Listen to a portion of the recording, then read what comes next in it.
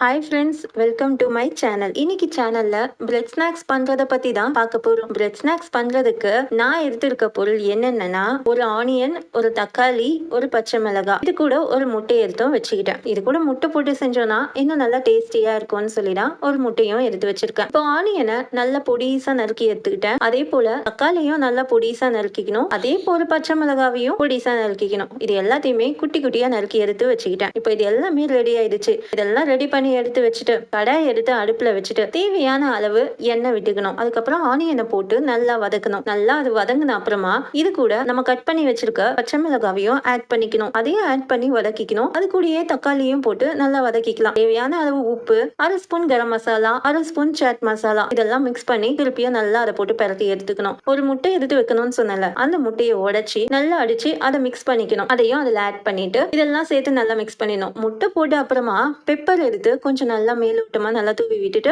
அதையும் பரட்டி வச்சிடணும். இப்போ பிரெட் எடுத்துட்டு பிரெட்டோட கார்னர் இருக்கிற எல்லாத்தையுமே கட் பண்ணிட்டு சென்டரா ஸ்கொயர் டைப்ல கட் பண்ணி எடுத்துக்கிட்டேன். அதை நம்ம சமோசா டைப்பும் பண்ணிக்கலாம், இல்லைன்னா அதை மடிச்சியும் நம்ம ஸ்கொயர் மாதிரியும் பண்ணிக்கலாம். அது நடுவுல ஸ்டஃபிங் வைக்கணும். பிரெட்டை ஃபர்ஸ்ட் என்ன பண்ணணும்னா திரட்டி எடுத்துக்கிறேன். திரட்டி எடுத்த அப்புறமா ஸ்டஃபிங் அதுக்குள்ள வச்சுட்டு தண்ணி போட்டு இந்த கார்னர் எல்லாம் சேர்த்து ஒட்டி விட்டாச்சு. இப்போ இது நமக்கு ரெடி ஆயிடுச்சு. பிரெட்குள்ள நம்ம செஞ்ச ஸ்டஃபையும் வச்சாச்சு. இது ரெடி ஆயிடுச்சு. இப்போ பக்கத்துல ஒரு கிணத்துல முட்டை வச்சிருக்கேன். ஒரு முட்டையை உடைச்சு அடிச்சு வச்சுட்டேன். பிரெட் கிரம்ஸையும் ஒரு தட்டுல வச்சிருக்கேன். இப்ப நம்ம ரெடி பண்ணி வச்சத முட்டையில பரட்டி அதை பிரெட் கிரம்ஸ்லயும் பரட்டி ஒரு தட்டுல எடுத்து வச்சிடணும். இதே ப்ராசஸ அடுத்தடுத்ததுக்கும் சேம் அதே பண்ணிட்டு இருக்கேன். இதை நம்ம பண்ணி ஒரு தட்டுல எடுத்து வச்சுட்டேன். இப்போ இதெல்லாம் சூப்பரா ரெடி ஆயிடுச்சு. அடுத்தது இதை பொரிக்கிற வேலை தான். இதை எண்ணெயில பொரிச்சு எடுத்துடலாம். ஒரு கடாயில எண்ணெய் ஊத்திட்டு பொரிக்கிற தேவையான அளவு எண்ணெய் ஊத்திட்டு அதுல இது எல்லாத்தையுமே போட்டு பொரிச்சு எடுத்துட்டேன். இதெல்லாம் எடுத்து நான் ஒரு ஹாட் பாக்ஸ்ல போட்டு வச்சிட்டேன். இது ரொம்ப சூப்பரா டேஸ்டா இருக்கும். நம்ம கொஞ்ச நேரம் கழிச்சு சாப்பிடணும்னா ஹாட் பாக்ஸ்ல போட்டு வைக்கலாம். இல்ல அப்பவே சுட சுட சாப்பிடணும்னா உடனே எடுத்து கூட நம்ம சாப்பிட்டுக்கலாம். அது கூட